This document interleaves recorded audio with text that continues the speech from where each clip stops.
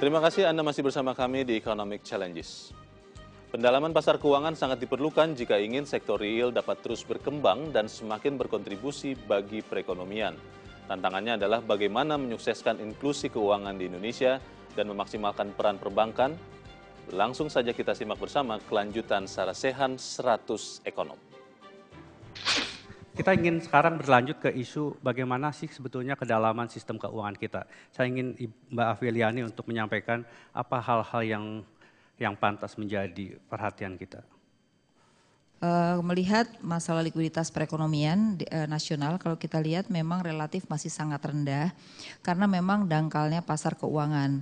Hal ini bisa kita lihat dari kredit dibandingkan PDB kita yang baru 39% dan juga DPK dibandingkan PDB kita yang baru 33%.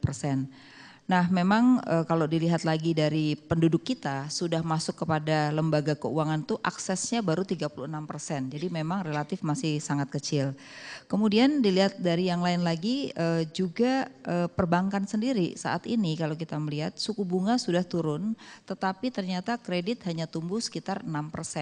Nah itu menunjukkan bahwa permintaan terhadap kreditnya memang sangat terbatas ya.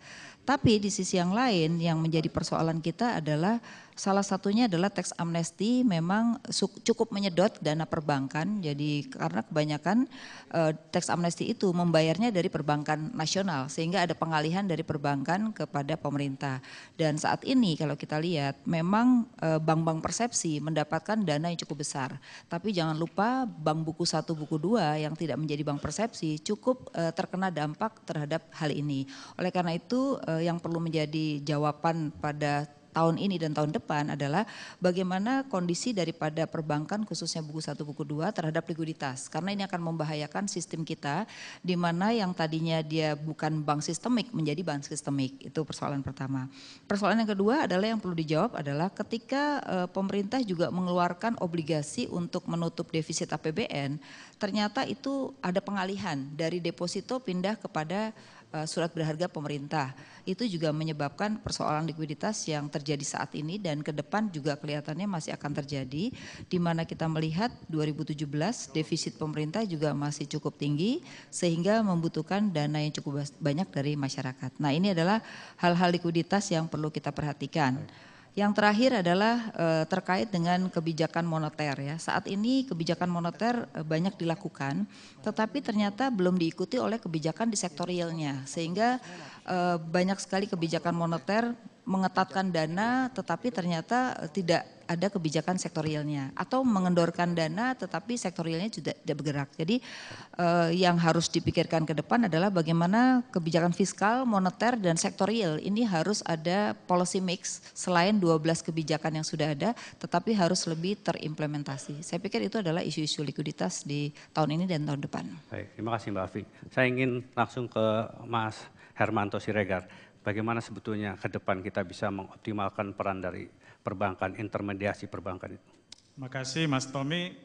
Pertama DPK harus dipacu. Penduduk Indonesia itu hanya sekitar 36% aja yang punya akun. Bandingkan misalnya di Malaysia 81%.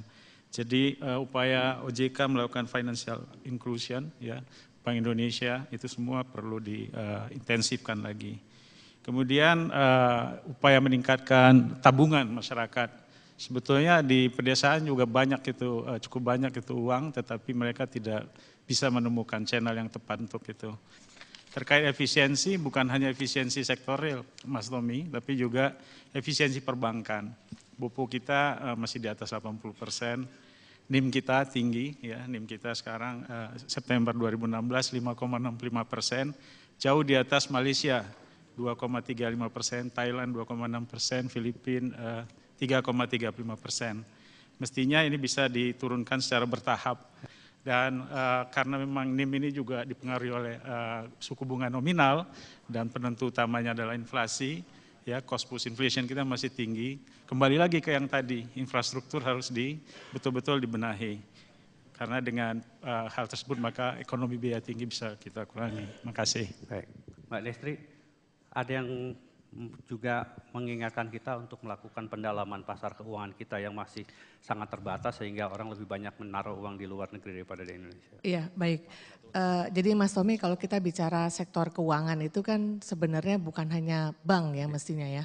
Walaupun memang di Indonesia itu dominasi bank dalam pembiayaan itu masih sangat tinggi sekali. Tapi kalau kita melihat perkembangan suatu negara, biasanya makin maju suatu negara, dia akan mulai bergeser dari yang tadinya pembiayaan bank menjadi pembiayaan di pasar modal. Karena kebutuhan infrastruktur itu kan biayanya jangka panjang kebutuhannya. Sementara kalau kita bicara bank, itu dananya adalah dana-dana jangka pendek, umumnya 1 bulan, 3 bulan. Jadi terjadi mismatch. Jadi dalam hal ini, kalau kita ingin bicara pendalaman pasar keuangan, itu tentunya bukan hanya bank yang kita perhatikan, tapi juga di pasar modal. Nah kalau kita bicara pasar modal, ada 5 stakeholder lah di situ. Yang pertama adalah tentunya issuers. Issuersnya itu siapa? Yang terkait dengan issuers di pasar modal, apakah dia yang mengeluarkan bonds atau dia sebagai company yang dia melakukan IPO begitu. Nah di Indonesia terus terang memang pertambahan issuer itu sangat lambat. Kemudian yang kedua adalah investor, Pak. Investor di kita ini sangat terbatas. Tadi dikatakan bahwa investor di Indonesia apakah itu retail ataupun itu institusi, orangnya adalah dia juga gitu. Sehingga ini akhirnya mengakibatkan banyak investor yang berasal dari luar, khususnya di bonds market kita. Nah akibatnya pasar kita itu menjadi sangat terekspos dengan global volatility karena memang foreign investor banyak masuk di kita dan mereka memang sangat aktif untuk trading. Nah oleh karena itu memang penumbuhan dari investor itu menjadi sangat penting sekali. Kemudian yang ketiga itu adalah intermediaries. Intermediaries itu adalah lembaga yang mendukung apakah dia sebagai sekuritas company, apakah aset management dan sebagainya. Di kita ini sekuritas company juga jumlahnya banyak sekali. Tapi kecil-kecil, sama seperti bank, kita jumlahnya banyak, 118 bank tapi kecil-kecil sehingga ini membutuhkan suatu konsolidasi. Jadi terjadi juga di pasar modal konsolidasi kita harapkan dari si lembaga intermediari gitu ya. Kemudian yang ketiga adalah market infrastructure. Nah, di situ adalah ada Jakarta Stock Exchange, KC, KPI dan sebagainya. Nah ini kita lihat mereka sudah banyak melakukan suatu perubahan. Dan terakhir adalah regulatory. Dalam hal ini ada OJK, ada BI, ada LPS dan Kementerian Keuangan. Jadi kalau kita mau memperdalam pasar modal, kita tetap harus bergerak di 5 stakeholder yang memang sangat mempengaruhi pendalaman pasar keuangan, apakah itu bank ataupun pasar modal di Indonesia. Jadi mungkin itu dari saya. Terima kasih Mas Tommy. Yang menjadi persoalan seringkali adalah persoalan stabilitas nilai tukar, Pak Yuda. Bagaimana kemudian kita menjaga stabilitas nilai tukar kita?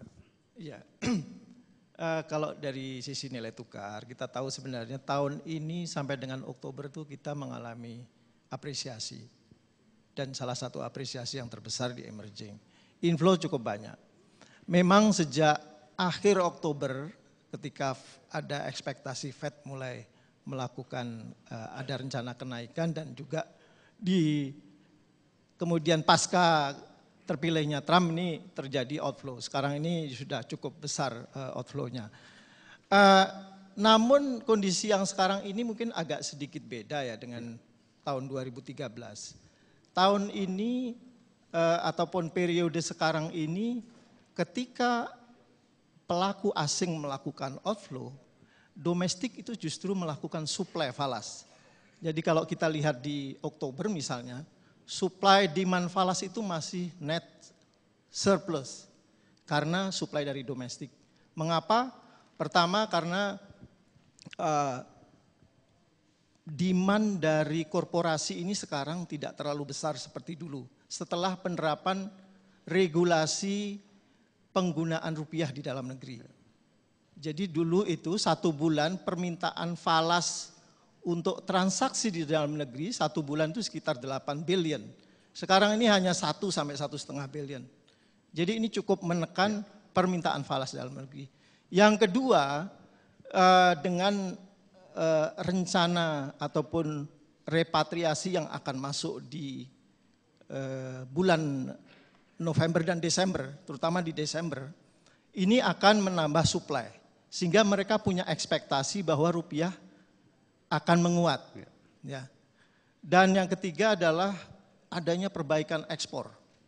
Dengan harga komoditas yang membaik di dalam 2-3 bulan terakhir ini kalau kita lihat data Oktober-November, ekspor kita tuh tumbuh 18%. Dan bukan hanya karena price, tetapi secara real juga sudah naik.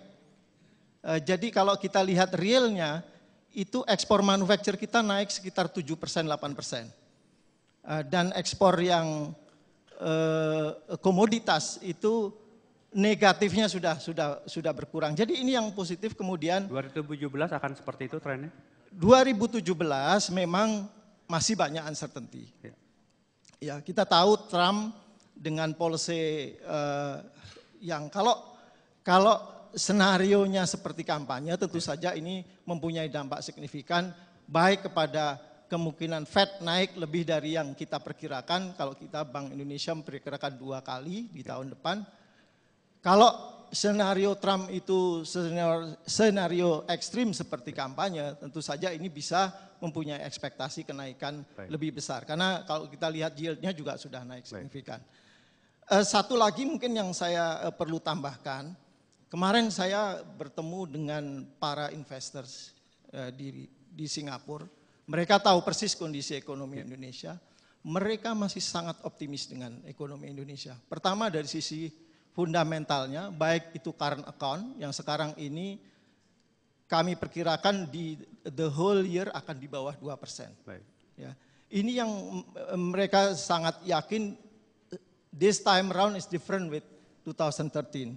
Yang kedua, cadangan devisa kita jauh lebih baik. Dan yang ketiga, sekarang ini ada tren harga komoditas mulai membaik. Dan ini yang kemudian mendorong, kalau kita lihat hari ini rupiah kembali mengalami penguatan, ya ini menunjukkan vote of confidence terhadap ekonomi kita dibandingkan dengan peer kita di emerging market yang lain. Terima kasih Pak Yuda.